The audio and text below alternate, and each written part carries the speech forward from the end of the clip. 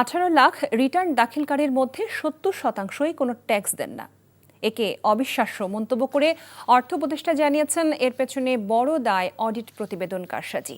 আর বাংলাদেশ ব্যাংকের গভর্নর জানান, ব্যাংকগুলো অডিট করে ঋণ খেলাপির যে তথ্য দিচ্ছে তা বাস্তবতা বিবর্জিত। সকালে রাজধানী একটি হোটেলে আয়োজিত আলোচনা সভায় এসব কথা বলেন তারা। সেলিম মালিকের রিপোর্ট। দেশের আর্থিক খাতের স্বচ্ছতা ও জবাবদিহিতা নিশ্চিতে কি দায় রয়েছে অডিট প্রতিষ্ঠানগুলোর, এসব নিয়ে বিস্তারিত জানতেই অ্যাকাউন্ট ও অডিটিং সম্মেলন।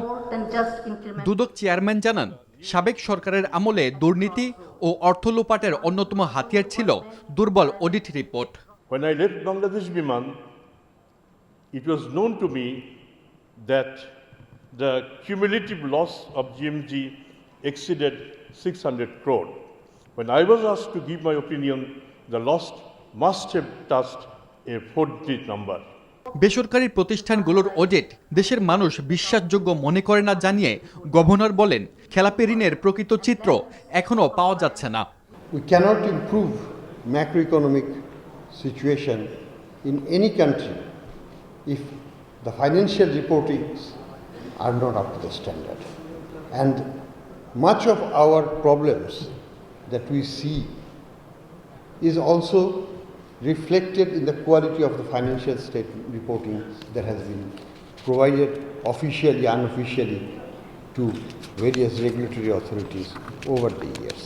আর অর্থ উপদেষ্টা মনে করেন, অডিট হিসাব কারসাজির মাধ্যমে রাজস্ব ফাঁকি দিচ্ছেন অনেকে। 70% রিটার্ন দাখিলকারী কোনো ট্যাক্স দেন না। I was surprised এবার 18 লক্ষ লোক বোধহয় ট্যাক্স রিটার্ন দিয়েছে, প্রায় 70% লোকের zero tax. Can you imagine? 100 জনের মধ্যে 70 জনকে ট্যাক্স দেয় না। কোথাও শুনেছেন যে কারো ইনকাম 25,000 টাকার বেশি? সবার নাকি 25,000 টাকার কম।